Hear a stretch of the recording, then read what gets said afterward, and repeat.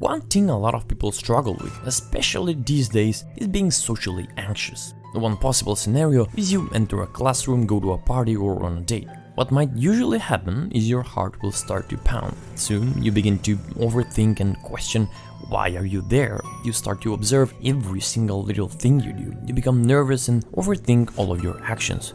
And maybe you start to sweat. You fear that what you might say or do will be judged by others. What if they make fun of you or change their opinion about you? In any case, one thing is certain, you're not being yourself at all. This is not you, at least not the fun, talkable and interesting person you are when you're comfortable. If this situation seems familiar, if this ever happened to you, or even if you don't consider yourself a socially anxious person, I'm 100% sure that this video will help you to always be yourself without overthinking or getting nervous. So, how can you be yourself every time and in front of everyone? First, you have to understand that all of us stand out in our own minds. In a 2000 study called The Spotlight Effect in Social Judgment, an egocentric bias in estimates of the salience of one's own action and appearance, researchers provided evidence that we're overestimating how our actions and appearances are seen by others. In the study, students were asked to join a room to fill a questionnaire. Before entering the room, they were stalled and asked to wear a t-shirt with a big picture of a celebrity on it, whether that was Jerry Seinfeld, Bob Marley or Martin Luther King. The chairs inside the room were positioned in such a way that every single one of them was looking towards the door, with the intentions that everyone could see the student wearing the t-shirt when they entered the room. And you might see where this is going. This study was designed to replicate an embarrassing or uncomfortable situation. The targeted students were intentionally stalled to be late so they feel uncomfortable.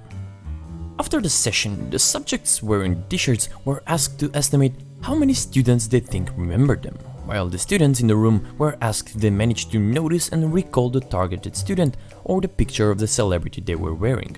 What they found out is that the tested students substantially overestimated how attentive the observers were in that situation.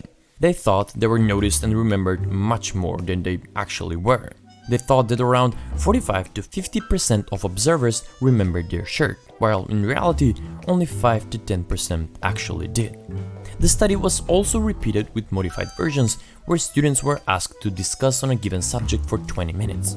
In that case, students thought their mistakes and their positive contributions were noticed more by fellow students, which was not the case. The evidence in this research supports that people tend to believe they stand out more in the eyes of others, both positively and negatively, than they actually do. This phenomenon is called the spotlight effect, because people feel the social spotlight shines brighter on them. So, the next time you're entering a room, remember this study, remember the spotlight effect, and it should calm you down, because you're noticed less often than you think. If you're going on a date, remember that your date feels the same social spotlight on them, and that they are preoccupied with their thoughts to notice your mistakes. There is this new culture emerging on short videos like TikTok and Reels, where people start to glamorize main character energy. The objective reality is that you're a secondary character to almost everyone else's life. And that's a good thing to remember when you're feeling anxious in public situations.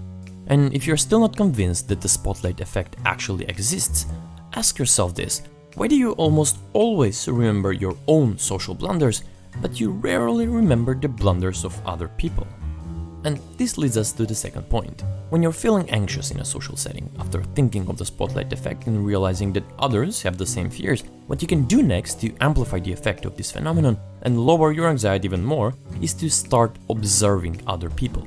The eye is a powerful organ, and aside from receiving visual sensations, it also directs attention, which is very, very important. When you look at something, the regions in the brain responsible for focus and attention light up. So if you're anxious or nervous, your first instinct might be to look down or to the side, thus shifting your attention internally, which is completely wrong. You need to look at other people and shift your focus on them. You cannot think about how awkward you are or that you don't belong in the room, all while looking and paying attention to other people. The mind cannot focus on two things simultaneously, and in your case, you can use this limitation of the human brain to your advantage. I made this video short and simple so you can remember and implement the ideas in your next social setting. I would like for you to focus on the spotlight study next time you're feeling anxious and use it to your advantage to become more comfortable, fun and talkable person. It's better to only remember this single tip and add it to your toolkit than watch 10 ideas and forget them as soon as you close the video. Anyway, I really hope these videos help. Thanks for watching and I'll see you in the next one.